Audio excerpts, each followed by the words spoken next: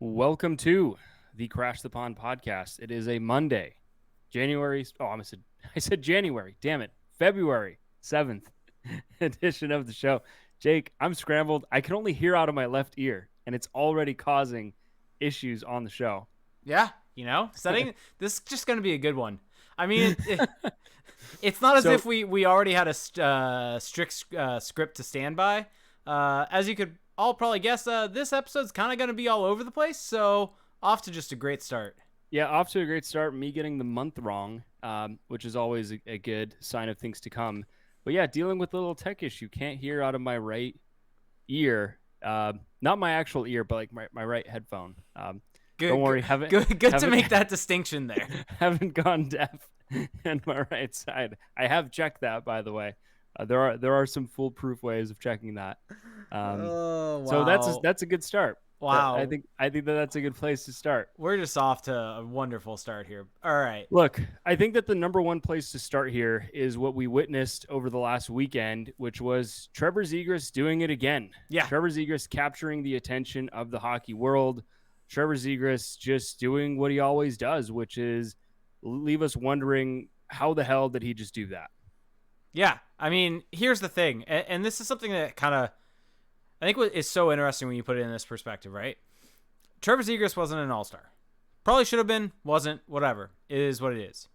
He was flown out there for one purpose, and one purpose only, and that was to show up during this breakaway challenge, to put on a show for the fans.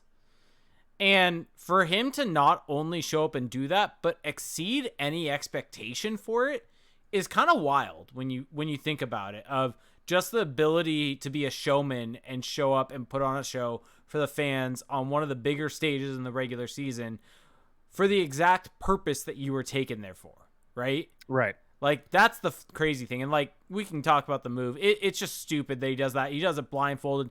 Even if he can see out of the blindfold somewhat, it's insane that he can pull that off. And so it's one of those things where you see it happen live and you aren't necessarily sure what you saw.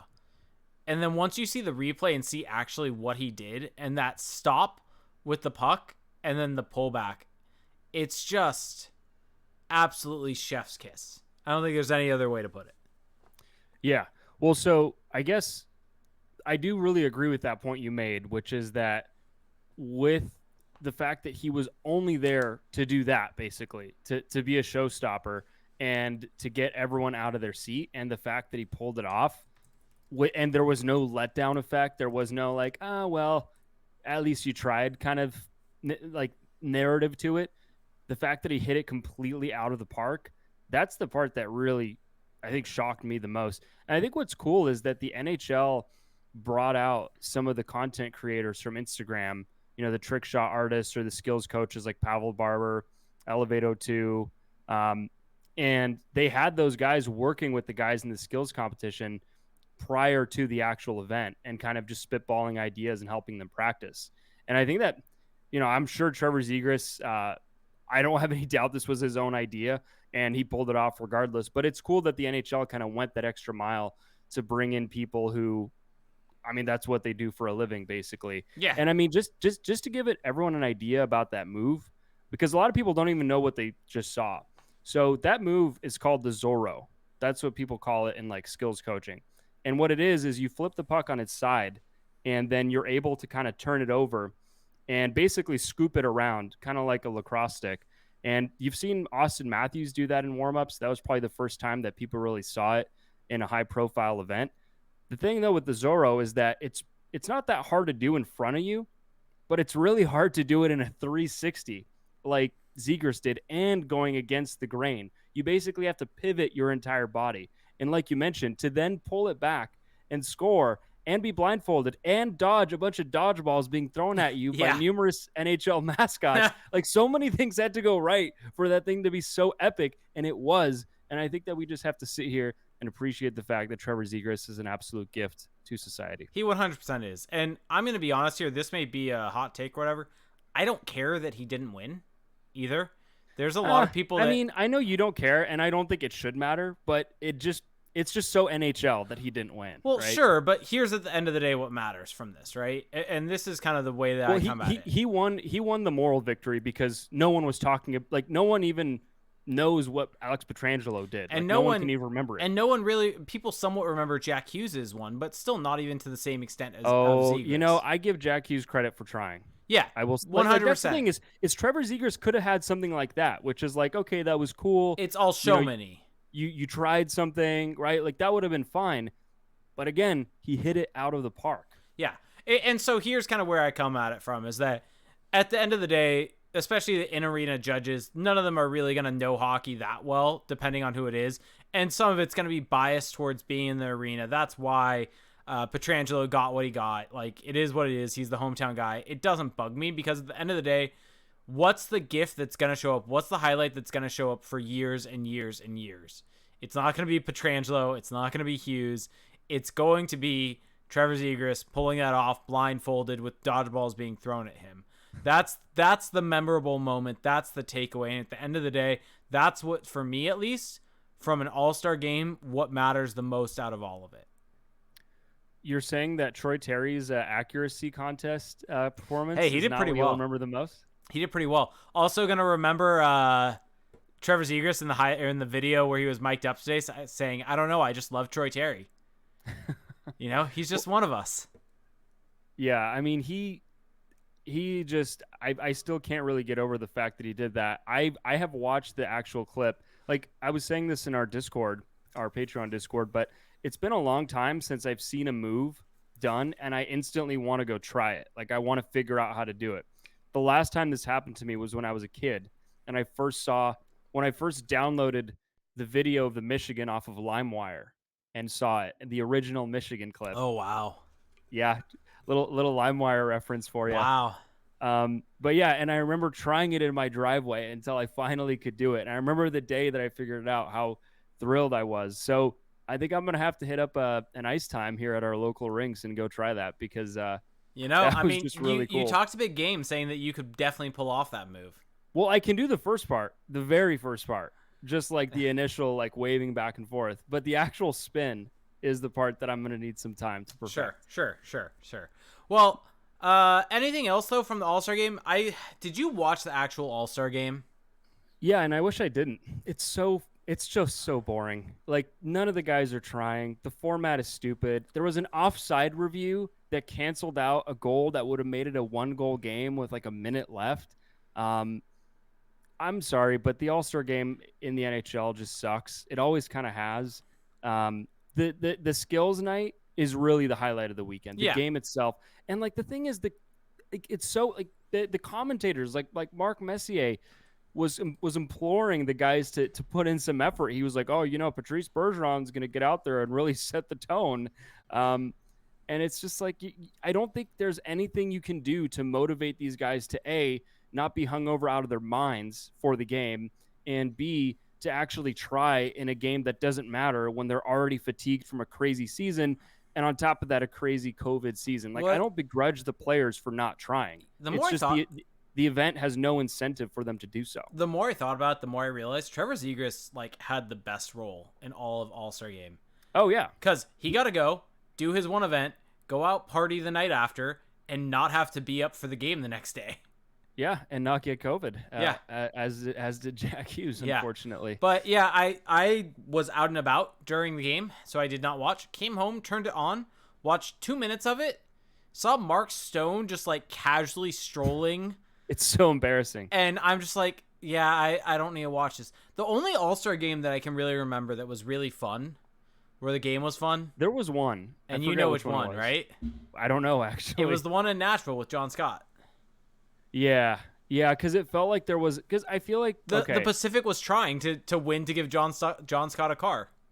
Well, that's the thing, is I hate to take this page out of wrestling's book, but I feel like you need... It's an entertainment product more than any other game of the year. And you need a narrative. You need a storyline for the game. Exactly. You need you need baby faces and you need heels.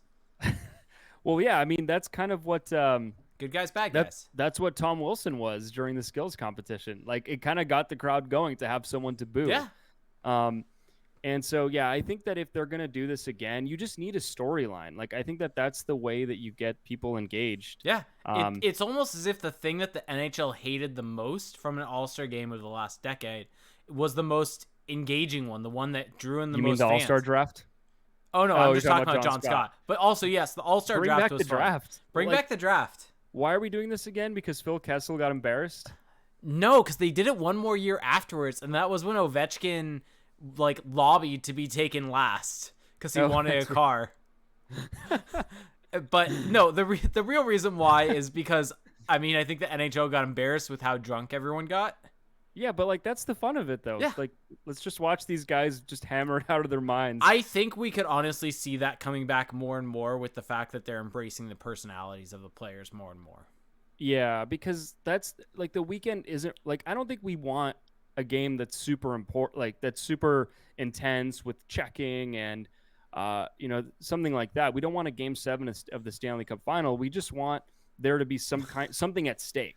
And so I don't want Mark if you have a Stone. I don't storyline, want then you Mark get it. Stone in the neutral zone skating weaker or skating not as even as hard as I do in beer league when I'm back checking. Which I mean, let's be Yeah. real here, isn't very hard. Also seeing Mark Stone Sans helmet, that flow, he's got the struggle flow going on. Yeah, That's all I'll say. it's definitely Um, getting away from him.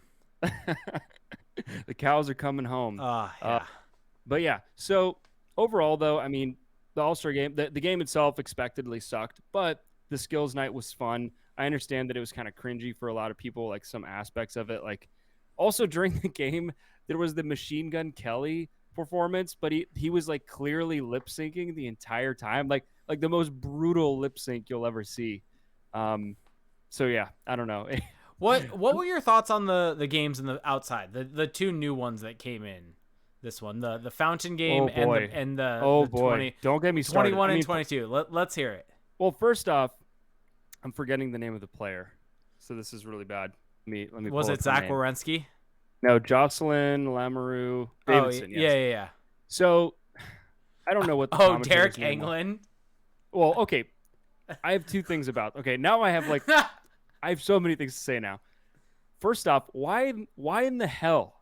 Why in the hell is Derek Englund possibly like he's in the top 5 least skilled players to ever play NHL hockey, right? Like has to be. Yeah. Why is he commentating on a skills event?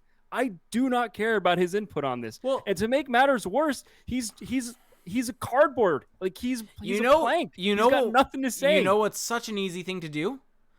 Talk to the other broadcast partner, TNT, and see if Paul Bissonnette can appear on ESPN like and be that's the thing. commentating on it. And I saw Bissonnette was already there because they did something spitting chicklets. Well, I don't that's know. the thing.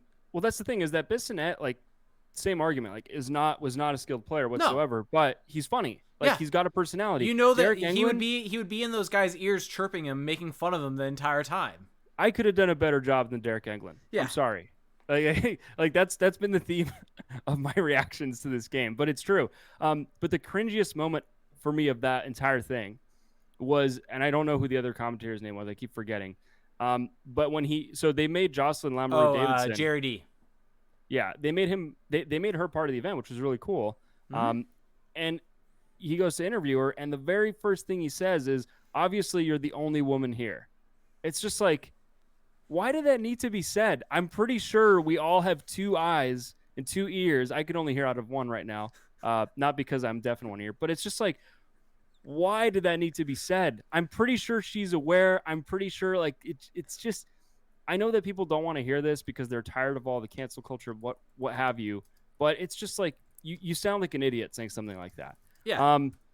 And he was also just very poor at his job. Like the guys clearly weren't really enjoying the line of questioning. So the outdoor kind of like, on the Bellagio pool or whatever, I think it had a lot of potential, but the camera angles were kind of weird. I don't know why they made pucks that had to be hit. Yeah. Before. Why wouldn't just like let them be lit up? Mm-hmm. Like just have them pre-lit. Right, exactly. And so I think that one was just really just unfortunately a good concept that kind of fell flat for a number of different reasons.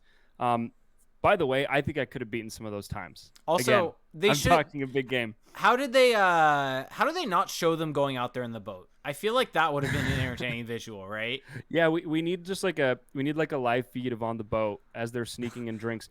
Did Uh, you see John Gibson, by the way, with a Gatorade cup in his hand the entire time during the skills competition? No, I didn't. That's great. By the way, Austin Price 529 saying reporting on the barricade went to Felix's head and now he's deaf in one ear. Look, I promise you, I'm not actually deaf in one ear. I hope not. And okay, but so the card game, I think the card game was a little more interesting because you didn't have the weird lighting, you didn't have the weird angles. I think the players themselves were a little more into it, which Yeah. kind of helped. Yeah. Joe Pavelski is a sniper. I was just going to say, Joe Pavelski is what made that the most interesting because he seemed like on a mission by himself to just amp up everyone else, whereas there was no one doing that. I thought Stammer was pretty funny too. He was. Stammer, wow. Nickname basis over there with well, no, I've said that before on the show, and you've had the same reactions, Okay. and I'm just keeping it up. But yeah, Pavelski was like, he actually was trying to get other guys amped, whereas on the island one, no one... I mean, everyone made the same... No one wanted to be there. Everyone made the same joke of, well, I'll just go jump in the water. Someone should have actually just jumped in the water. I really wanted that You can to only happen. have so many people make that threat before someone actually has to do it. I wanted Zach Werenski to jump in after he lost. That would have been really funny. Yeah, I would have. But yeah, so like that was the weird thing with that event is that I feel like they should have just had like one camera angle or two, right? Like a main one so you can see where the shots are going, and then one to like zoom in as the shots get actually flung out. I don't know if Winterborn meant this, but this is a great idea that I'm piggybacking off what he said, because he said shoot from the boats in Pirates of the Caribbean to make it into the ride boats. Whenever the Ducks get an All-Star game, right, they have to do some competition at Disneyland. Yeah, I think that's the key here. Shoot from the castle. Teacups? just host the whole All-Star game at Disneyland.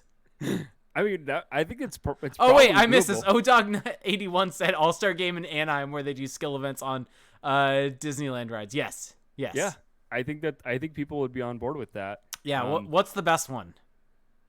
I mean, I haven't been at Disneyland in over a decade now. Yeah, I'm trying to think. Splash Mountain. Fastest skater. Turn Splash Mountain into ice. It's a crashed ice course. I think there would have to be some waivers signed before that. Crashed ice course? I don't know if the players would be on board for that. Yeah, probably not. Yeah, but I think it is cool that they tried to incorporate the local scene and try to make it unique as opposed to kind of just your run-of-the-mill, hardest shot, accuracy, fastest skater. Is it weird that I just don't care about hardest shot anymore? No, and also one thing I want to mention, I was listening to a podcast saying someone mentioned like how awkward it must have been in the building when they were showing these events that were recorded the night before. Also, they shouldn't have been recorded. They should have just let them do it. But regardless, the reason why they definitely had them recorded and played them at those times was they were Zamboning the ice. That's 100% why. Is they were all right about 16 to 20 minutes, which is about the amount of time an intermission is. So they probably did enough. They wanted to get a fresh sheet of ice for the next competition, so they did that, had the ice freeze, and then everyone came back out. Right. Yeah. No, I mean, it was... it's a good way to kill an intermission. I didn't mind that they did that. I think that some people were saying that the pre-edited version of the card game was a lot better. So... Anyway, but I think overall I would give the Vegas All-Star Game weekend a passing grade. Yeah. It wasn't a 10 out of 10. It was maybe... Definitely not. Maybe not even... It was like a 7. It was like a 6. And all 6 points are from from the breakaway challenge. Well, a 6 isn't passing. Okay, well, it's better than 5 out of 10. Okay, fair enough. Actually, D's are passing in some colleges. Depends. So, you may be wrong there. Anything else on All-Star Weekend?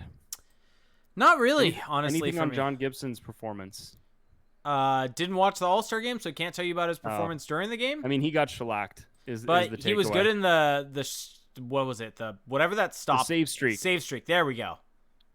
Yeah, you didn't watch. You just didn't pay attention. Oh, I watched the save streak. Gibson was good, and everyone was mad that Demko screwed him over.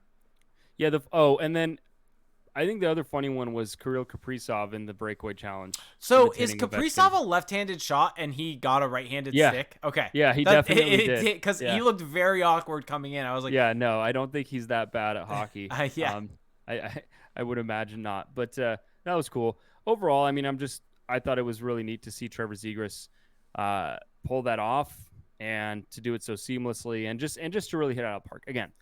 Now, another kind of interesting thing to come out of All Star Weekend, I thought, was the feature that ESPN did on Trevor yes, Zegras. It's about 8 minutes long. I think yep, it's not very lengthy, but I think it was a nice little peel behind the curtain of just how Trevor Zegras approaches the game, because I think the way that he plays and the things that he's done this year and to date in his career leave this room for interpretation for people of, oh, he's out there to show off, he doesn't respect the competition, what have you.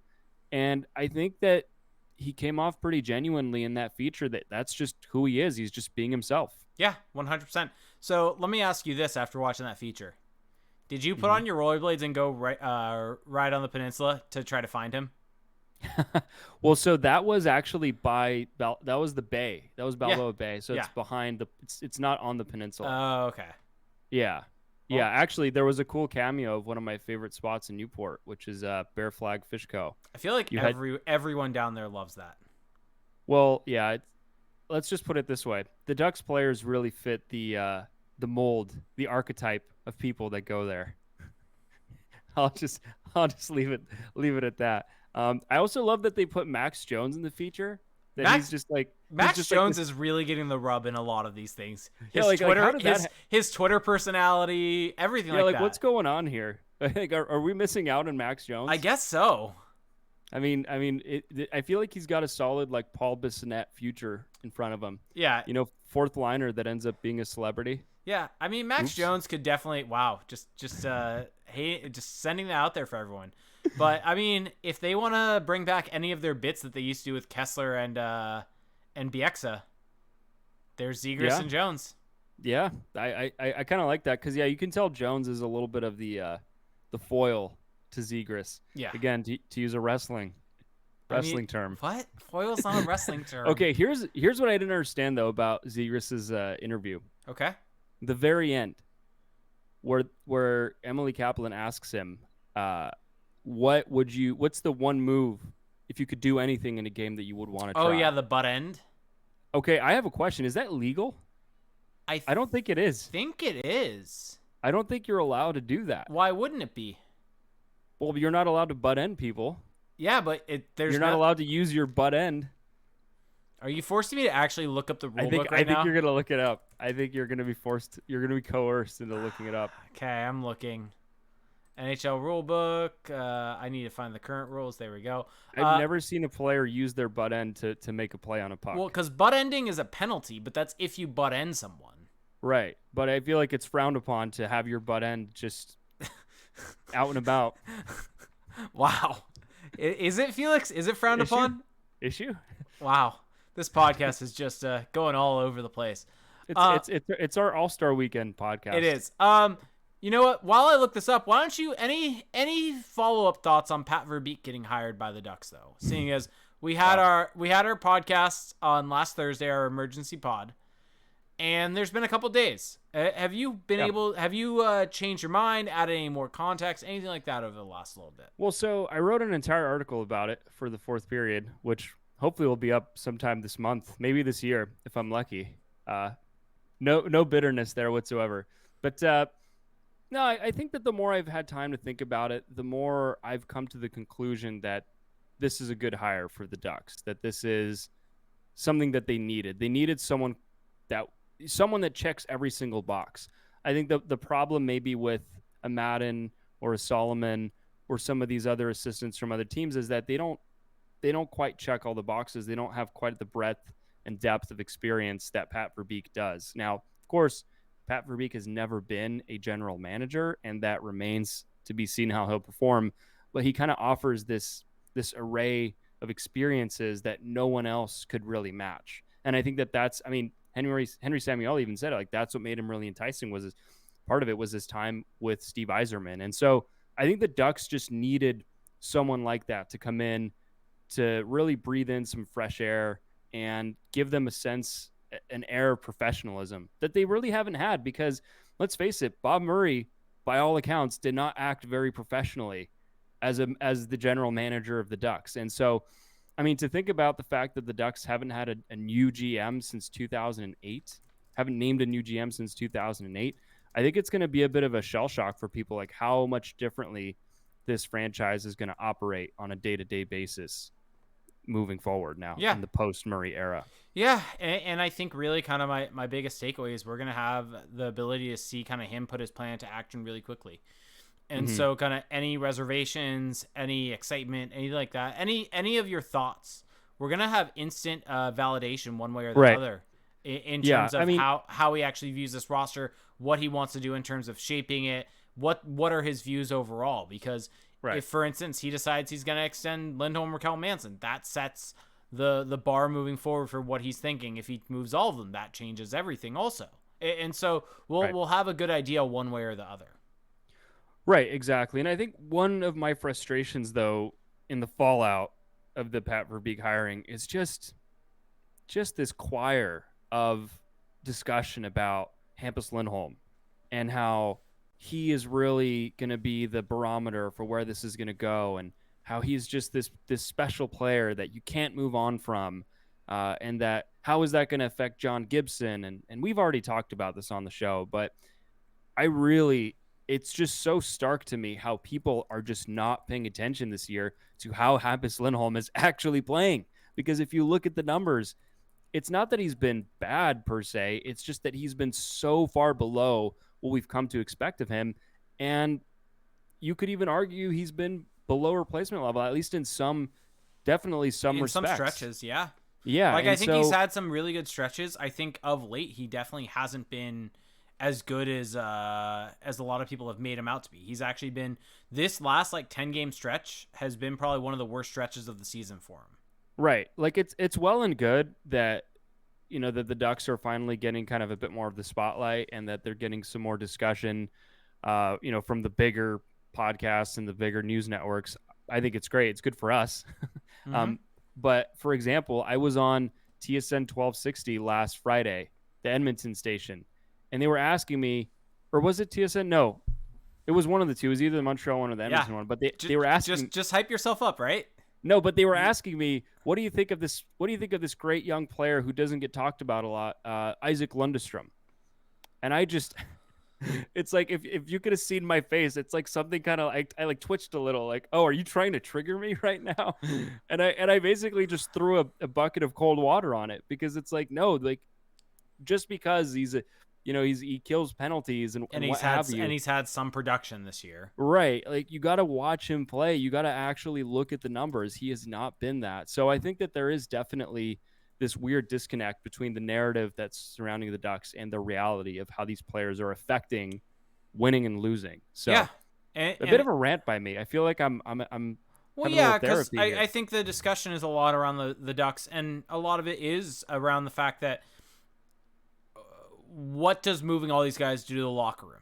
And I think that's right. Just such a, it's the wrong conversation. It's kind of a red herring, no? Well, like it's irrelevant to me, honestly, mm-hmm. because that's what I'm saying. Well, because it's distracting from what the actual bigger picture is. Yeah, because at the end of the day, like, when you look back on playoff runs, right, or trading guys away, did something that happened, I don't know, 2-3 years ago really change anything this year? Mm-hmm. From a locker room perspective, probably not. And so, does that really matter? No. Like, there's some conversation around, well, how do you move Nick Delorier because he's such a locker room guy, and that would be such a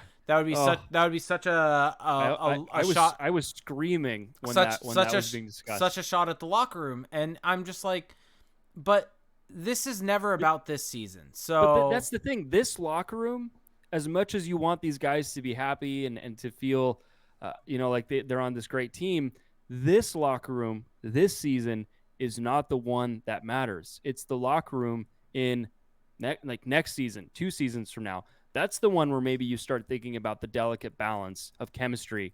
Right now, I know that the Ducks are really happy that they have Nick Delorier to protect Trevor Zegras, but you can't let that stop you from getting potentially a first-round pick for him. I don't know if that's actually going to happen. That was the ask last season. But the whole point is that you can't really worry too much about all of this and how it'll affect the locker room because It's, as we've said so many times, it's not about this season. right, exactly. And when you're rebuilding, which as Pat Verbeek has literally said, they're in the middle of a rebuild. You got to make really hard decisions, and you got to be a little, like you said on the last show, you got to be a little cold and calculating. Anthony Mantha. The Red Wings moved out Anthony Mantha last year Yeah, after just signing him to a deal oh, to, and a guy that I think they liked also. and I'm sure Anthony Mantha would love to be part of this Red Wings turnaround. I'm sure he didn't feel great about having to leave there. I mean, of Yeah. course, I don't know him personally or anything like that. And so, yeah, if the Ducks were to move on from a Lindholm or a Raquel or a Manson, like there's probably going to be some mixed emotions for both from teammates and from those guys personally. But look, Hampus Lindholm, I'm sure he wants to get paid. I don't think he wants out or anything, but I'm sure he wants to get paid and he wants to get his. And from a Ducks perspective, we've said this over and over and over. The team has to look out for its own best interests as well.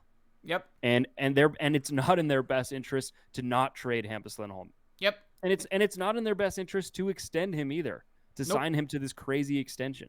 Nope. Like for me, it just shouldn't even be a conversation whether or not he's coming back. And also, by the way, scoring a goal, as long as it's directed in by the stick, it's good. Wow. Okay. So the dream is on. Yeah. The dream is alive. And with all that, it's time for a word from our sponsor. So tonight's podcast is brought to you by Green Chef. Green Chef is the most sustainable meal kit. You can enjoy your greens while being green. Green Chef is the most sustainable meal kit, offsetting 100% of their plastic packaging in every box and 100% of their carbon footprint and emissions. Green Chef's pre-portioned ingredients means you'll actually reduce your food waste by at least 25% compared to grocery shopping.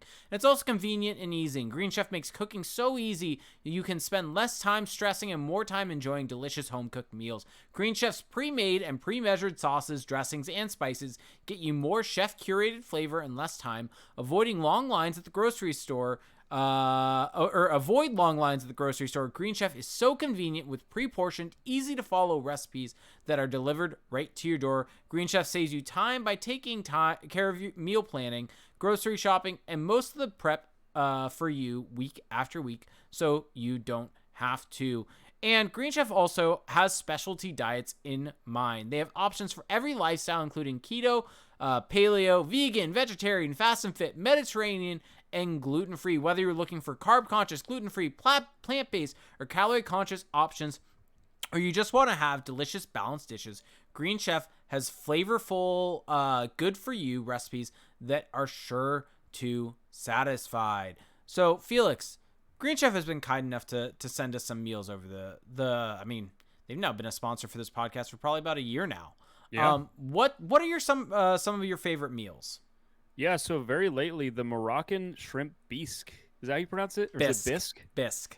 I think, well, it's a French word, so I'm going to go with bisque just to be counter. But very delicious. I mean, you've got zucchini, tomato, feta, spiced yogurt, almonds, just this perfect concoction of flavors. Super delicious, healthy for you. Everything is accounted for. They have all of the macronutrients on the actual bag that it comes with. So that way you know exactly what you're putting into your body. And again, you get that perfect balance of flavor as well as health. So I'm a big fan of that one in particular. Yep, and some other things on the menu this week if you were to check it out. They have blackened shrimp sandwiches, barbecue cheeseburger, stuffed peppers, cauliflower and kale salad, creamy truffle and mushroom linguine. Just lots of delicious meals, easy to make, and really kind of making things simple for you. So you can go to greenchef.com/CTP130 and use code CTP130 to get $130 off plus free shipping. Once again, you can go to greenchef.com/CTP130 and use code CTP130 to get $130 off plus free shipping. That's Green Chef, the #1 meal kit for eating well. Man, I'm catching some flack for my bisque pronunciation. Yeah, you're Ouch. wrong. It's bisque. Why the hell would it be bisque? It's just that's incorrect. Isn't Bisque a location in France? Or no, that's Basque. Oof. Well, Basque is both in Spain. It's a region both in Spain and France. Well, so there you go. You're just completely off. Yeah, I think maybe I got. Yeah, you got. I think I may have to eat crow on this one. We'll see. Bisque We'll see. pronunciation. Oh Let's see. God, don't do this to me. Let's see. Bisque. Can you hear that? No. Oh, well, everyone else Oh, could. oh, I just heard it. Crap. Damn it. Yep. Yeah, but Google can get things wrong. Don't be so sure. That's the American pronunciation. Let's see what the British pronunciation is. Bisque. Yeah, it's the same. Damn. Look up South African and New Zealand and Australian. Yeah. And then get back to me. Turns out Then we get we back had to me. someone on Twitter tell us, yeah, definitely all different. Okay. Well, this is a bit of a situation here that I'll gladly move on from. Yeah. So, any other final thoughts on Pat Verbeek before we move into questions? I think that the thing I'm most curious about isn't so much. I mean, I'm very curious about the trade deadline, just like everyone else, and I'm very excited to see where that will go. But I think the thing that we haven't spent a lot of time talking about, I know we have a bit, but that isn't being discussed a ton elsewhere, is just what will happen this summer, right? Because there's so much work ahead in terms of picking a coach, picking a staff, making decisions on guys longer term. There's a lot still to be decided, and it's just going to be fascinating to see where it all goes. Yeah, exactly. I think I mentioned this on Thursday's pod, but it's going to be fascinating to see what happens after the deadline because I think this deadline is going to be huge. But I think then there's also going to be a lot of work to be done with their college free agents and see what they do there. Yeah. By the way, nothing is worse than Trevor Zegras from Bob Murray. Yeah. on trade on a draft day. Yeah. Nothing worse than that. Yep, exactly. Yeah, I'm trying to think. There was something else I wanted to bring up, but I cannot remember off the top of my head what that was. I guess Pat Verbeek's already gotten to work. He's taking in some goals games as of now. You would assume that he is going to get to work and start working. He's thinking, Jamie Drysdale would look great in this lineup. Yeah. Our very own CJ Woodling with an article actually on Crash the Pond about that. Yeah, go check that out. Yeah, exactly. Oh, I remember the other thing. The big news around the NHL. Something that is worth talking about because it could impact the Ducks with how the person that basically taught Pat Verbeek how to be a GM, how he views cap space. And that is the Vegas Golden Knights are looking very close, or Jack Eichel's looking very close to coming back for the Vegas Golden Knights. Mm-hmm. And as a result of that, Vegas is going to need to clear out $10 million to make that work. And one thing I want to make kind of abundantly clear at the start of this.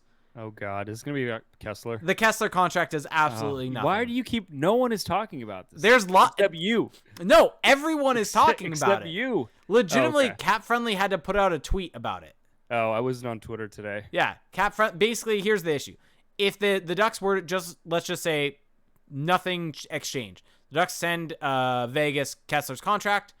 Yes, they gain Kessler's LTIR, but they also gain his cap hit. So it's a net nothing because they can then spend 6.875 over their current cap, but they're also gaining Kessler's 6.875. So it's a net nothing and does absolutely nothing.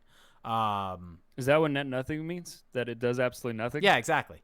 There you go. Okay. So any trade from Vegas is going to actually have to send money out. There's really no benefit to them getting Kessler, so including him in deals makes no sense. Yeah, I feel like that's always been, now that you mention it, I feel like that's something that's always been kind of just thrown out there is, the Ducks and the Kessler contract. The only time this big, well, I feel like it's more to help a team that's like, that has to exceed the cap. No, well, it's not that's trying to clear cap space. Well, it's also, exceed the cap floor. But the other thing for the Ducks is, I think the reason that's constantly brought up is people assume, it's dead money. The Ducks are gonna want to move that out, right? Because they don't want to be paying for someone to play for nothing. Look how much cap they have. $11 million in cap space. It's not only that, but also the fact that 75% of that contract, I think, is what Frank Saravelli had reported, is covered by insurance. So the Ducks are only paying 25% of that deal. And so it's just, there's no reason for them to move it. Maybe they want to save that. The Ducks could solve Vegas's entire cap problem without having to do anything. Yeah, just exactly. with the cap space that they have right now. Like, and here's the thing. I mean, it depends. And this is my big question. I think probably what's going to happen is Vegas is going to want to try to move out Dadonov and Smith. Mm-hmm. I think that those are probably the two likely ones because those both on their own clear out enough money and make Eichel work. That's $10 million right there. Dadonov has 2 years left though. Or 1 year left after this one. If they view him as a negative value contract, then the Ducks should be jumping all over that. Verbeek should be calling up Kelly McCrimmon right now and seeing if he can get a first-round pick for taking on Dadonov's deal. Interesting. Because Dadonov is making $5 million for the next 2 years. If you recall, with David Backus, there was 1 year additional on that deal. The Ducks got a first-round pick for that. And what was Backus's cap hit? It wasn't like 4 point something? And there was some salary retention to get it down to 4 point something. So if you just take on the full Dadonov hit, you could definitely probably get at least a first for it. Yeah, and I mean... Oh, Dadonov does have a 10-team no-trade clause, though, as S.J. Hawking points out. So I don't know if Dadonov is worth the money anymore, but he's still an effective player. He's still a guy that can contribute. So I mean, it just depends. I mean, the thing is, they're gonna have their back up against the wall, right? They're gonna have to move money out. I doubt a team's gonna want to pay assets for someone that has that has term left on his deal. So I think it's a negative value deal where the Ducks could probably get something out of Vegas for that. So I would highly assume that the Golden Knights are running out of things to give. I mean, they have next year's picks, but I think Riley Smith, you can end up offloading from their team and get assets back. I don't think you can do that with Dadonov, though. And so that's where, if I'm Pat Verbeek, that's one of the first things I'm doing is I have this cap space. I see that next season is not going to be a cap crunch at all. It's looking pretty open and pretty easy, especially if you move on from all the UFAs. So take advantage of that. Get a guy that maybe has 1 year left on term, and you're getting assets back for your future. Maybe you're able to squeeze out a Brendan Brisson from there. Oof, I mean, man, they would. I mean, how desperate are they?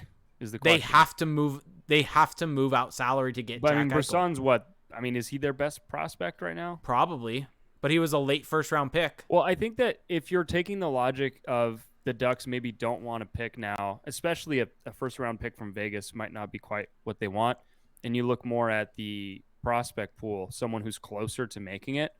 I mean, Brendan Brisson is probably one of... I mean, is he the only name in Vegas that you're interested in? Yeah, and the thing is, at the end of the day, right, he was a late first-round pick.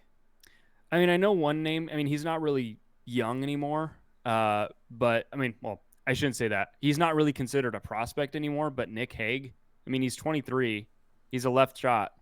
And so maybe that is your kind of bridge replacement for Hampus Lindholm. Yeah, I don't think they're going to be moving Nick Hague.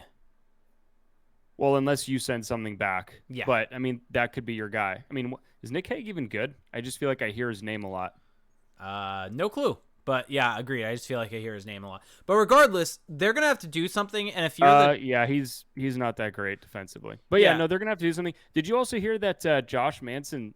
Apparently, Toronto is on his. Oh, that's right. On his list. Yes. Here's my kind of thought process there. I think that they're on his no trade list. I think he probably just has all of Canada.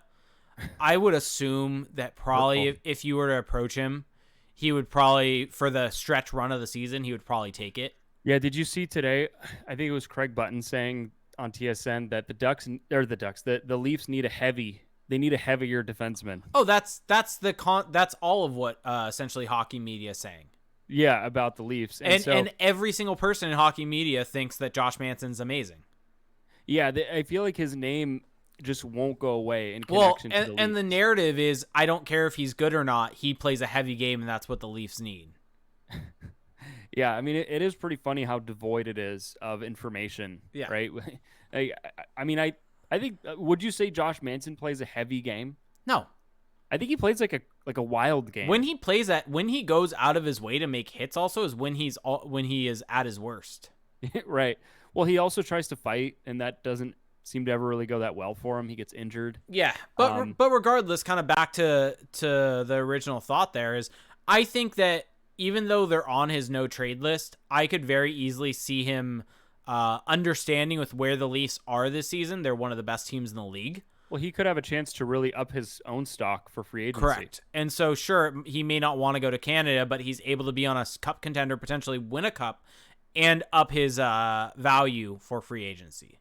Right. So I think that if you approached him and said, this is the best deal we have, this is sending you to the best team. It's also only for a few weeks. Yeah. It's not like he's going there forever. Yeah. So I think that while, yes, it makes it harder to make a deal, I don't think it makes it a complete It's Non-starter. non-starter basically. Mm-hmm. Yeah, so we'll see. I mean, there's still so much left to be decided, but it's going to be fascinating. Yep. All right. Want to start getting some questions?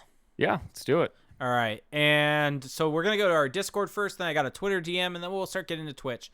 But Wow. yeah, Shaken Wings asked today, this morning actually, is Trevor Zegras the face of the league yet? Let me ask a different question, and this will get us to the answer. Who is the current face of the NHL? Does the NHL even have a face? I mean, you would probably say it's Connor McDavid, but he's not exactly an entertaining or exciting personality. Yeah, you could say that again. I mean, is it Austin Matthews? Once again, very And his dry creepy personality. mustache? Yeah, but see, this is the weird thing with Matthews. Everyone talks about him as if he has this awesome personality because he wears like Jordans to games. No, he has like and short shorts with the beanie on. he has good style. Does he? Yeah. Okay. We'll just table that one. I think it might be Matthews. It's one of Matthews or McDavid. I think you could say. Yeah, I think it's going to be Zegras. I think Zegras is going to be the face of the game in the U.S. Yeah. I mean, I will say this. He's already the face of the league to kids. Oh, yeah. Like, I think, and that's really what matters longer term. Yep. Right? Is who the kids are watching. I mean, if you're a kid right now growing up playing hockey, who is more exciting or who is drawing your attention more than Trevor Zegras? I mean, maybe Connor McDavid, maybe Austin Matthews. Yeah. But Matthews isn't like a viral type player because he doesn't have those crazy highlights. I mean, he's an excellent player in his own way. One of the best players in the league. Yeah, arguably the best player in the league. So I'm not trying to take anything away from him.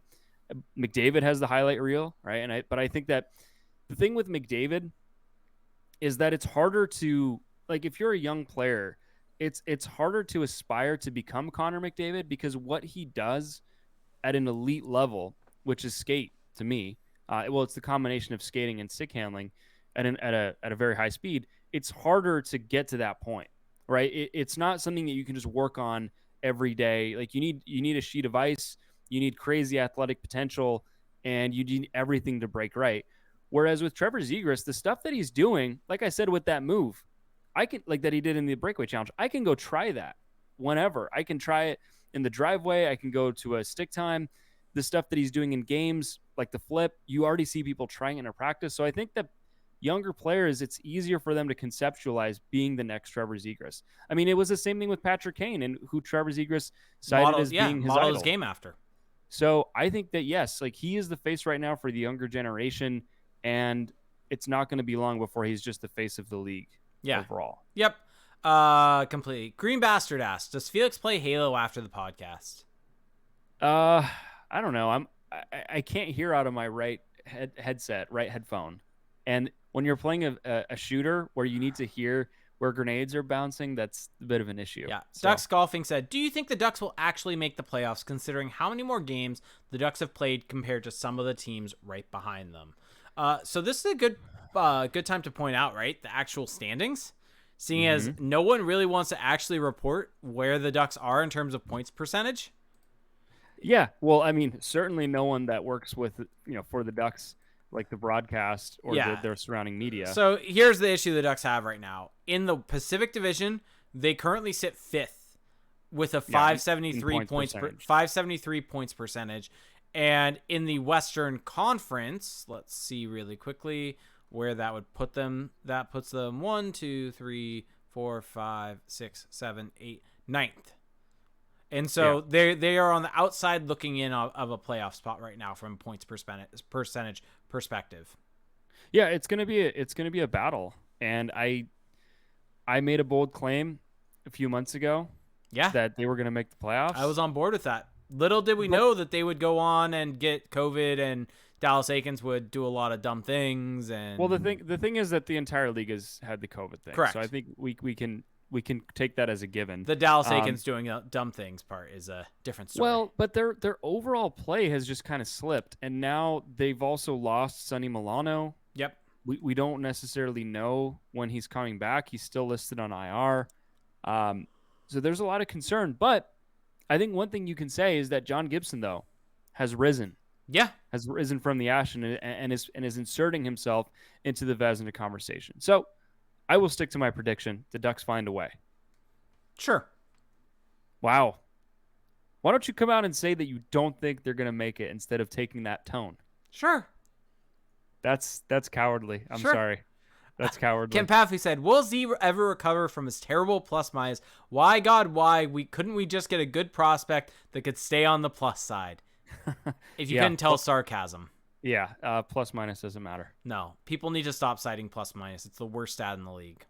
I mean, by people, do you mean like people a crap ton of hockey media and a crap ton of Red Wings fans? Yeah, they're obsessed. They are. It is insane. Mm-hmm. Yeah, it just absolutely. Insane. They must have been so furious to see that feature that Trevor Zegras got. Yeah, because of the fact that he wasn't in the All-Star game. Yeah, exactly. Preferential treatment for the Anaheim Ducks. Yeah, he's done nothing to deserve this attention. Yeah, Ducks Juggernaut, Eric. Flippy puck guy. Yeah, flippy puck guy. Assuming Verbeek takes the sell route at the deadline and stocks up on prospects and picks, what do you think the main focus area of improvement will be? I think they address the blue line for prospects and let the scoring guys keep coming up through the system. And I think that some people end up frustrated that they aren't getting NHL-ready goal scorers. So this is in terms of who they will get at the deadline? Just what prospects and picks, where are they going to focus on kind of building out their system? I think that the Ducks need more guys, and I think that this is something they're going to look at, is they need more guys who can step in and be contributors at forward.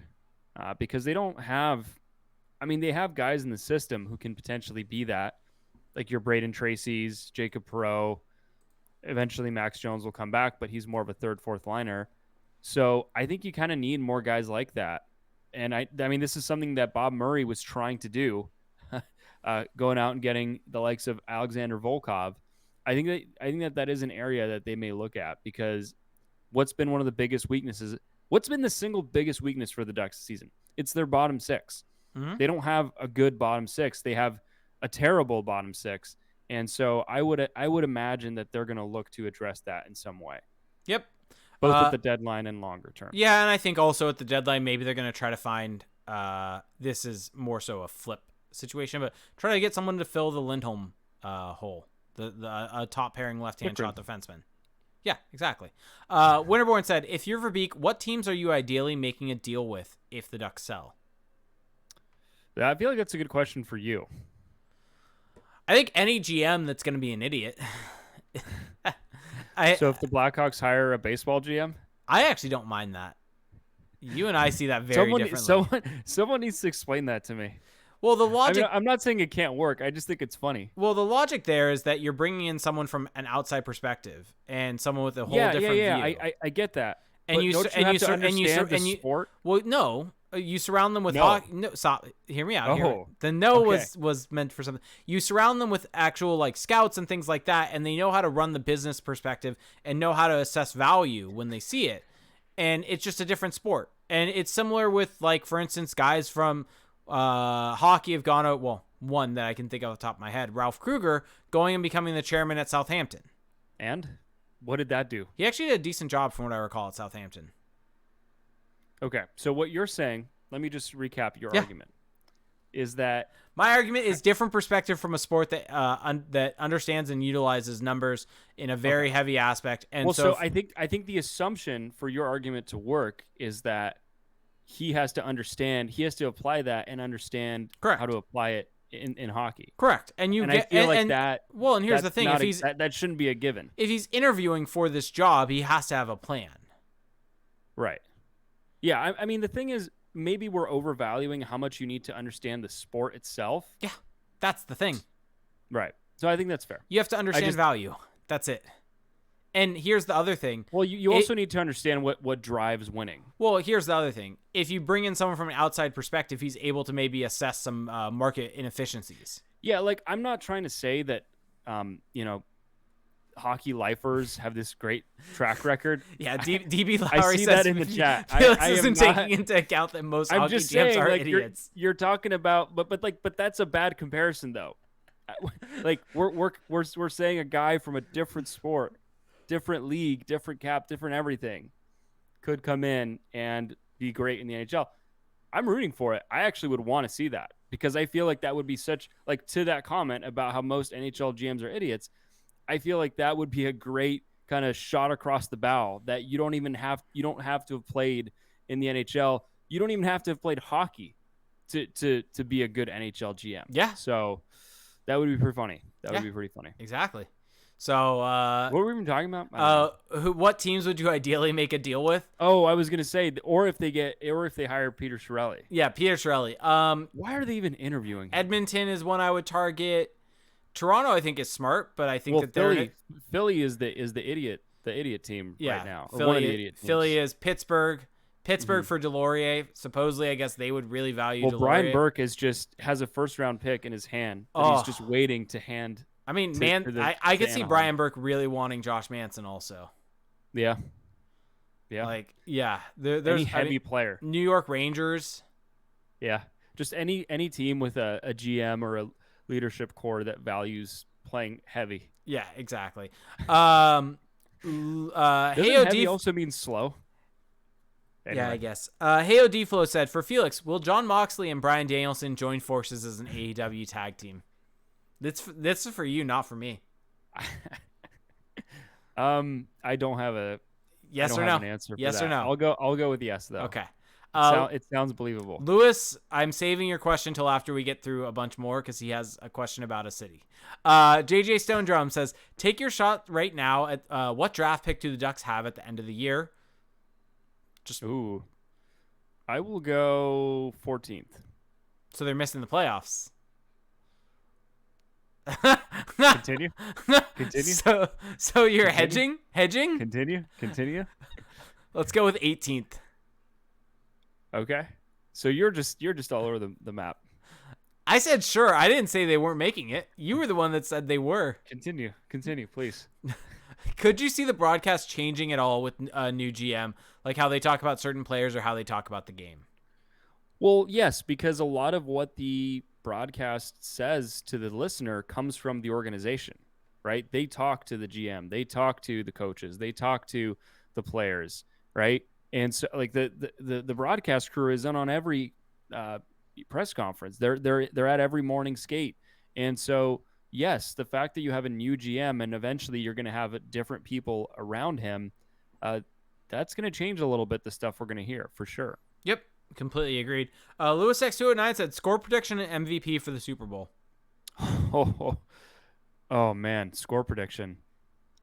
Let's go 21-17 MVP Cooper Cup.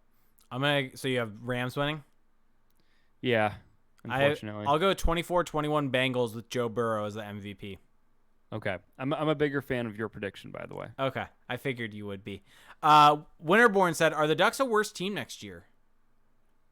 Ooh, that's an interesting question. I'm going to go with no because Trevor Zegras is a year older. Well, I don't think they will be because I think we're kind of overestimating how good they are right now a little bit just by standings. I think that next year I have more faith that they're actually going to be better constructed in terms of their lineup.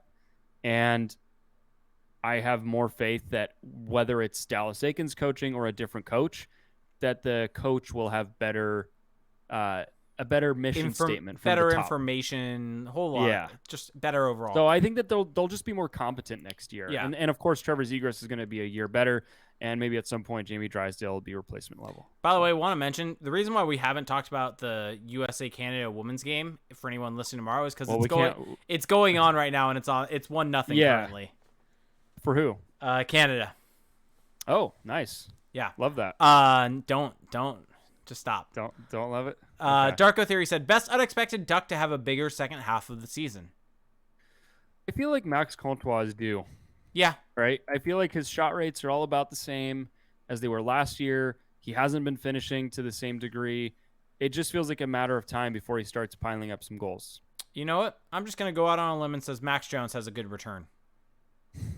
What would qualify as a good return for Max Jones? 5 or 6 goals. Okay. Oh, you're looking at it from that perspective. Sure. Okay. I don't know. By the way, the over-under for the Rams-Bengals game, the Super Bowl, is 48.5. So we're both under. Interesting. Yeah.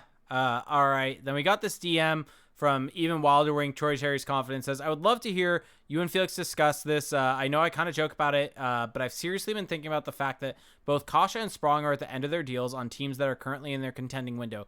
Could you realistically see either of them coming back for any of our UFAs as Washington and Toronto prepare for their postseason? I think it's an interesting thought because both of those guys are definitely more analytically friendly players.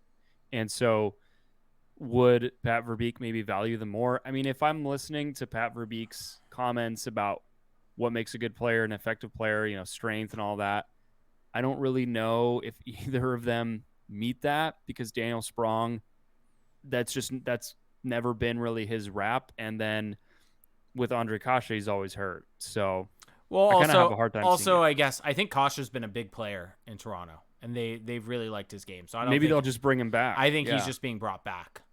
And I mean, here's the thing: if you're a team in a contending window, you don't necessarily move out your UFAs. You keep them as your own rentals. Right. So that would be a summer move. I don't know. I don't see it really happening with either of them. All right. Trevor Zegras said, let's see. He has 2 questions. What are the chances the Ducks go back to the old eggplant and jade color schemes this offseason or next year? Or this offseason or the next? Old jersey / Zegras new number and name on the back would be cool. So do we know when the Ducks' current look is set to, like, when can they renew that? Is it year over year? Yeah, you can do. You just can't change it, and when you've I think when you've made a change, I thought it worked where like you have it for a set period of time. No, for some. Okay, nope. It's just when you make the change, you have to keep it for like 3 years. Okay, or something let me like ask that. you. Let me respond to your question by asking my own question. Okay, this is becoming my new favorite tactic. Okay, when does OC Vibe get built? I think it's like 2024. I think that's when they do it. I think they're gonna change Before? it. I think they're gonna change it soon, but it's gonna be in the orange home jersey. I just don't think that. I don't think they go back to eggplant and jade. I wish they would. I don't think they will. Explain. I think that the fact that OC Vibe has OC in it, I think they're gonna like the orange with the Orange County vibe. I think all those. I think they keep orange. I actually tend to agree that I don't think eggplant and jade is coming back. They should. I think that they may find a way to work it in more. I think they make a third jersey. Yeah, like I think that they can't. Look, we've all talked about how the pandemic has crushed revenue for these teams. The Ducks have they could print money with bringing back eggplant and jade in any capacity within their rotation. Do you think that the players have any say in this? Not a ton. I think that I think there is some say though. Yeah, I mean, maybe Trevor Zegras as part of his negotiation for his next contract. That's not where I was going, but I think that Ryan Getzlaf was someone that necessarily probably didn't like eggplant and jade. So if they asked his opinion on stuff, Brian Burke was the one behind the Anaheim Ducks rename. So that's why I kind of think that as Trevor Zegras becomes more prominent, as all these guys start to become more prominent that like the eggplant and jade jerseys, I think there might be some influence there. I think that that's a distant second to the main reason, which is just that this jersey is going to, burn down the house with all the money it's going to bring in. Yeah. So that's fair. That's the biggest thing. Also, but I think what you're saying is likelier. I just will say this. I really don't want to see that orange jersey as the permanent home. Like, it's just too much orange. Oh, I like it, but you got to change the numbers from black to white. Too much orange. The numbers suck. Like, it needs serious tweaking for it to be the permanent home. All right. But it's still better than their current home. Correct. I will say that. I forgot to do the spiel. So, yes, we're on. If you want to come join us live at 8 p.m. every Monday at twitch.tv/CrashThePond, you can do that. Pacific. What did I say? You just said 8 p.m., but you didn't. Oh, well. There was no follow-up. Close enough. You can join us at 8 p.m. Pacific, and you have Amazon Prime. You get one free Twitch Prime gaming sub each and every month. You do have to hit that subscribe button after 30 days, and it does help support the show. You get special badges in the chat, special emotes in the chat, special badges next to your name, and you can be just like Darko Theory, who resubbed for 9 months, as did Fat Jarrell, who resubbed for 11 months. So thank you all so much for doing that. And also, this is from when we did the emergency pod. Chicken taco salad, and I bet you could guess who this is. Resubbed for 5 months, and his message was hashtag free Jack Kopaka. Great bastard. Odog81 said, question, now that Verbeek is the new GM, what lineup changes do you foresee this Friday? Huh. That is a great question that I don't really have a good answer to. I haven't even thought that far ahead yet, honestly. No, I've thought about it, but I just don't know. I'm not really sure like how he views this roster. So Yeah. we'll get some hints though. I can tell you that much. Austin Price 529 said, do you think I'll give you one. I want to answer the question thoroughly. Jamie Drysdale not on the first pairing. Okay. Or is that more of a hope? Yeah, that's not happening. That's gonna be wrong. Why would it be wrong? Because it's gonna be wrong. Okay. It's going to be wrong because it's going to be wrong. Yeah, okay. Exactly. Austin Price 529 said, question, do you think any of the better top prospects will see playing time for the Ducks the rest of the season? If so, who specifically has the best chance? I could see Jacob Perreault coming in after the trade deadline and some guys get shipped out. Like there's going to be more room for him. So I could see him getting some more time. Yeah. Or a Braden Tracy. Like someone from San Diego is getting time. Yeah, I think if anyone, it's going to be Lucas Alvenis. Sure, or you could throw his name in there. By the way, thank you, Ducks Juggernaut, saying, thank you, Felix, for standing up for us non-Californians. I would have tuned in an hour early. There you go. That's why we don't assume time zones. Eric, get out of Arizona. How dare you to assume a time zone? Eric, get out of Arizona. There you go. DB Lowry said, where am I at? Oh, you see Cody Kearns playing forward? Yeah, weird. I guess he's definitely not going to get a call up if that's what's happening. Dalton Key said, question, top 3 Ducks goal scorers in the remaining games. Whew. Okay, so this is starting from 0, not building on who's already scored. Correct. I mean, I think Troy Terry's got to be in there, right? Has to be. I think Max Comtois is going to be in there. And then who would be my number 3? Adam Henrique. Yeah, I think that's a good pick. Yep. There we go. Because Rickard Rakell will not be on the team. But who's going to lead? Who's going to lead though in goals that they didn't actually score? Oh, it's always Sam Steele. It's got to be Sam. The answer Steele, to right? that's always Sam Steele. DB Lowry said, if you had to adopt a fan tradition from another fan base, i.e., throwing octopus onto the ice or jumping through folding tables, which would it be? Huh. Oh, I have a fun one. Everyone's going to hate this. But the Ole Ole's in Montreal, I love that. Well, I mean, technically that's your fan base, so. Well, it's still I feel like I think I'm answering the spirit of the question. Okay. I would steal what Nashville and San Jose do with having like a predator and a shark come down when they come out. Oh, have the Mighty Duck and head? have the Mighty Duck logo come down and they would skate under it. Dang. You're not going to win any fans with that one. That's a good idea. Wow. Copying Nashville. I don't care. Copying Nashville and the Sharks. The actual the question was adopting a tradition from another team. Can you imagine how badly the Blackhawks would get canceled if they did that with their logo? Anyway. Mark Hendrickson 61 said, question, what do you think about Florida signing overager Matt Guzda? Do you think this could signal Knight's involvement in trade talks, maybe even for Chychrun? They share an AHL affiliate with Seattle, so I don't imagine both Guzda and Knight get consistent time in net long term. That's the first time I've heard that name. So he was mentioned, I think, on 32 Thoughts, but he's a guy that started late. He's big. He's like 6'7". And so there were a lot of teams with interest in him.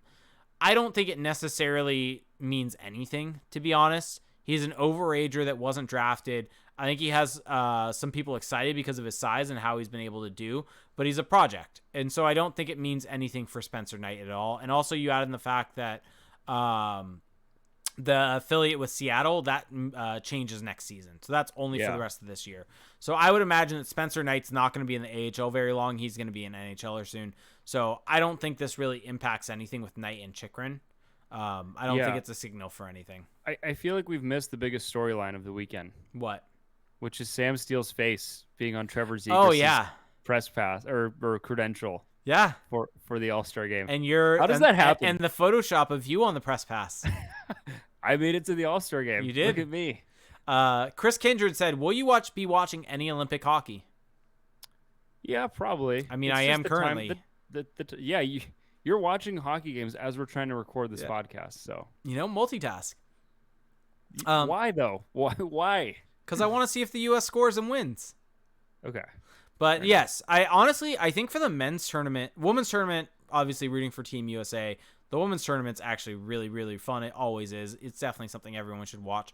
For the men's tournament, I think weirdly I'm probably going to be watching, and I'm way more interested in Team Canada. A large part of that is due to Mason McTavish. Look at you, turning into a true-blooded Canadian. I mean, I never said I was rooting for them. I just said I'm more interested. I mean, I have receipts I can pull. Okay. Don't worry. Okay. Don't worry, folks. Ducks Jaggernaut says, do the Ducks get Capo Caco? I'm going to say most likely not. Yeah, isn't there chatter that there's like interest there that the guys on New York, their younger guys, might be available? No I clue. feel like I saw Lafreniere's name out there. Anyway. No clue. Literate Gal says, when does Jones come back? Well, what was it? 4 to 6 months, and that was in about October. I'm looking right now. Max Jones is out 4 to 6 months, and that was October 23rd. Yeah, so let's see, November, I think December. we're 4 months right now. No. Well, no, it was October 23rd. We're almost at 4 months. We're like 3 point something. Yeah, you're right. There. Yeah, so, I mean, yeah, something like that. So he's still at probably at least a few weeks away, but more likely about a couple months away, I would say. Wow. ODog81 just throwing shots, and I love it with things that we say. Right? Interesting. I've noticed that you guys tend to say regardless quite a bit. If/when Raquel gets traded, can you guys say regardless for the whole podcast as a tribute to the Swede? Sure. Sure thing. Yeah. Team USA just scored. Okay. 1-1. Now you can stop paying attention to the game. Why? It's 1-1. Because you said you were tracking to see if they're going to score. I said that win happened. and win. No, you didn't say that. I said and win. You didn't say that. Yeah, Winterborn, right? With the USA chat. I thought you were going to read every single USA. Who got the goal? Let's see. Who scored? Why are we doing this? DB Lowry says he would bring in drums and brass and do a standing room section. Ooh, that's a great idea. Do a standing section in Honda Center. Okay. I'm shaking my head. Why? I'm just shaking my head All right. at you. Is it time, Felix? For Lewis's question? What is Lewis's question? What are our thoughts on Stavely, Alberta? Oh, no. This again? The people keep asking. I mean, Lewis keeps asking. Let's be very clear. We have so many people reply to us with shit show or whatever that town was last. You like my tweet last week, by the way? Oh, Stavely, this doesn't look horrible, actually. This is just south of Calgary. Stavely, Alberta. This is this is closer than Calgary to the U.S. border. There's a Stavely's pizza and pasta. Stavely's pizza and pasta. Let's check it out. Let's go for a walk around town. This is a great review from Lester Benz. Needed to eat after a long day on the ice.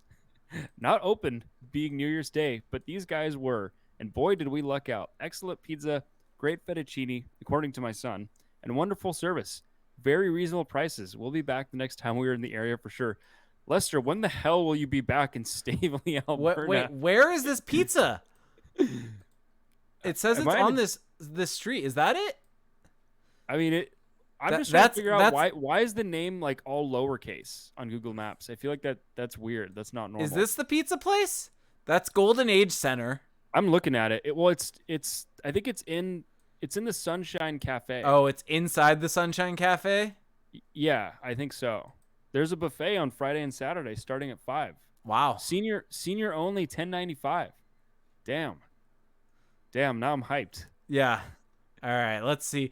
DB Lowry says, I tune into the show to watch Felix mispronounce Canadian words and rip on random Canadian cities. So see, people want this. Am I ripping? I'm actually I'm giving them their flowers. You are? There's a Stavely Arena. Ooh. Wait, where's the arena? Oh, there it is. It's up 50th Street on the corner of 51 I'm on it. Avenue. I'm on it. Yeah, we can go play some hockey and then main entrance. What does it say? Action plan action? I mean, this city really has it all. You've got a hockey rink, you've got a pizza and pasta, and you've got a It looks like there's a community center. Wait, it looks like Yes. the arena has. Are we sure this is an ice rink? No, it's well, if you click on it, there's pictures of Horses? like of an ice rink. Oh, No, there is? Because there's Yeah, here's the thing. there's Jake, horse that- stalls behind it. Here's what I need to explain to you. And I'm not from Western Canada, but the reason why commentators and players call it the barn, like they refer to the arena as the barn, is because in Western Canada, the arenas literally look like barns. They're played in frigid-ass barns. In the back of it, there's horses, or there's like a horse stable. What do you think is in a barn? Okay. They play in barns. Okay, we've been told by O-Dog to Yorkton, Saskatchewan. Okay. Let's see. I'm scared. Let's see. Where is Terrified. this? Where is this? Because that Yeah. was actually pretty mild. That is in the middle of. Neither of these are that far north, though. Yeah, you guys are not like we've seen it all already. Yeah, This there's is light stuff. there's multiple streets in Yorkton. There's a whole Is neighborhood. that the barometer? There's a McDonald's. There's a brewery, Back 40 Brewery. It There looks kinda is. Nice. There's a Yeah. McDonald's. There's a Dairy Queen. It was closed today though. Why is it closed? It's probably Closed too on cold. Monday and Tuesday and Sunday. Dang. Wow. So, but it's got a 4.7 stars out of 5. That's Our pretty good friend Daniel has now tuned in and saying this is why Canadian players are so gritty on the ice. Daniel, I'm great. Glad you're tuning in for our signature segment. Pick a random Canadian city for us, please. I think you got to go. I think you got to go Northwest Territories or Yukon or Nunavut. How do you pronounce that? Who knows? Am I pronouncing something wrong again? I'm now just looking for High Prairie. High Prairie? High Where is Prairie. that? High Prairie is looking pretty in Alberta. Nunavut. Nunavut. High Prairie, Alberta. Oh, I put High River. My bad. Wow. A lot Wow. of high cities. Yeah. There's a Holiday Inn Express. Oh yeah. See that A already Days Inn. disqualifies it. A That already Days is- Inn. How is there a Holiday Inn? Is there a Holiday Inn Express in every city in North America? Like there has to be, right? Yeah. If there's one in High Prairie, Alberta. Wait. Here's what's gonna Wait. happen. You know what needs to happen? We need to go to that Yorkton Brewery. Yes. Well, here's what's gonna happen. We're gonna do this segment for long enough. We're gonna talk about enough random cities to where we're actually gonna get someone. Someone's gonna reply that's from one of these places. That's Yeah. my prediction. I hope it happens. Yeah. We need to find someone who's from, let's pick a random city, Desmarais. I definitely did not say that right. Desmarais. Desmarais? Oh, that's pronounced Desmarais. Oh. God. I guess Camp. Oh, we got. O-Dog's from Yorkton. That's There we why. go. I told you it was gonna happen. That's why he said we need to go to it. All Sorry, right. sorry, Should sorry, we- O-Dog. Should we abort this? We've got one more. Campobello Island, New Brunswick. You need a U.S. passport to access it. What? Wait, what? What is it? What is it called? Campobello. Yeah, the I'm only way to get to it is through Maine. Wow. Wait, what? Oh, I see that. No, there's a bridge. There's a bridge that you can get in from. Where? Go north through Richardson. I don't see a bridge. Oh, wait, zoom back out a little bit. Yeah, there's a bridge right there. Where? This? That line, that dotted line, is that not a bridge? No, that's a ferry. Oh, okay. Well, yeah. Then I guess you're stuck on Campobello Island. Jeez. Let's see what is here. It looks like a lot of nothing. There's a consolidated school and a Christian camp. Nice. There's a pier Okay. waterfront. We need to Island end this. cruises. We keep, people are just punching air right now. People are just furious that we're going this deep. Yep. All right. I think. Oh wait. There's one more thing that we have to do. Oh, okay. What is that thing? Oh, no one did anything in our Discord. I'm disappointed in everyone. Don't you have to pull up the food take. The last one is you asking, "Do I get post pot in and out?" Well, just ignore mine. Then your other one is eating grapes. That's my new thing. Is I just put what I'm eating at that moment. Eating grapes. Let's see the last one. Oh, let's go with this. We'll go out on a high note. I'll find the last truly awful take and food. Okay, yeah, I think that's a good way to do it. JJ Stone Drums said, "Am I a psychopath for loving cold, boneless wings from Wingstop?" It's not. It's not terrible. It's not terrible. It's not great. It's suboptimal. I don't think you're a psychopath though. Okay. There's worse. I mean, you could be Jake and not like avocado, egg, and fish. Yep. That's me. That is cancel worthy. Those 3 alone. Okay. You want to land the ship? Wow, Jake is just ducking now after I've turned the people against him. Wow. Should I ask you about tomorrow? What's tomorrow? I don't know. You tell me.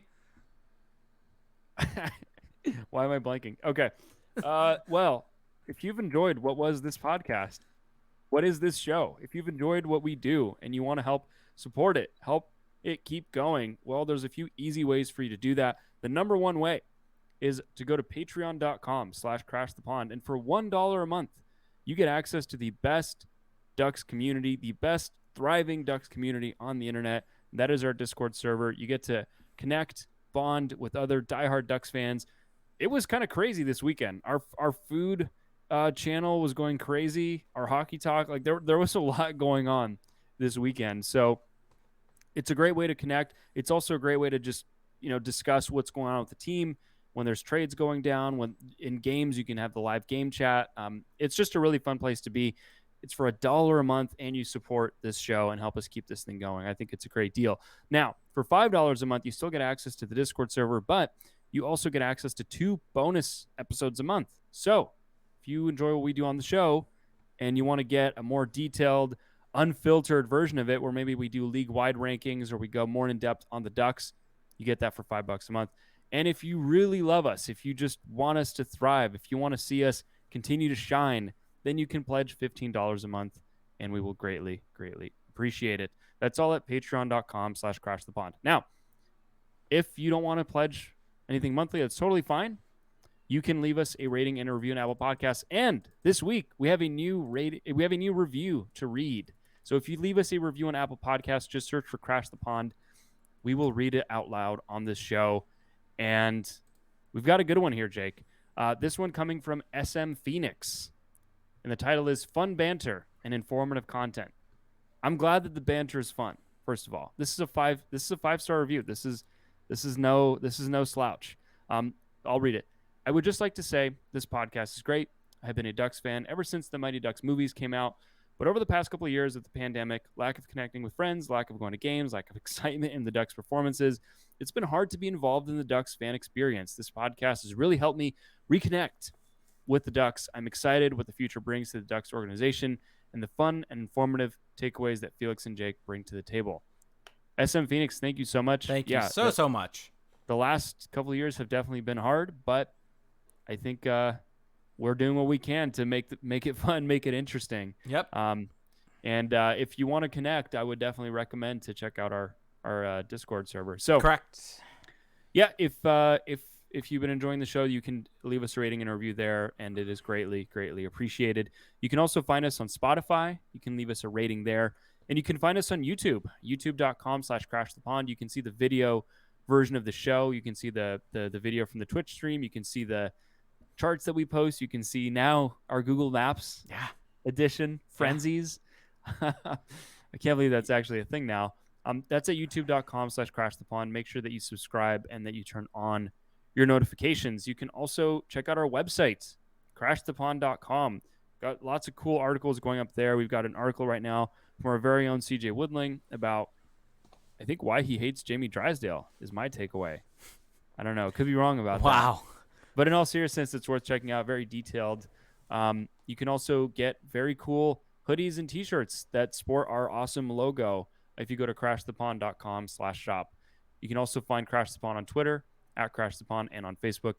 Jake is on Twitter, at ReindeerGames91. Make sure to follow him. I guess I should say this now, Jake. Happy belated birthday. Thank you. It was your birthday over the weekend, and we haven't even discussed that yet. Yeah, it was. Did you have a good birthday? I did. Okay. Nothing else? No. No other comments for the people? Okay. No, all good. If you made it this far, wish Jake a belated happy birthday on Twitter or wherever you have access to him. Tweet him at reindeergames91. And I'm on Twitter at Felix_Sicard. That will do it for our pod tonight, guys. Thank you so much for listening. And we will talk to you next week. Have a good one. Bye.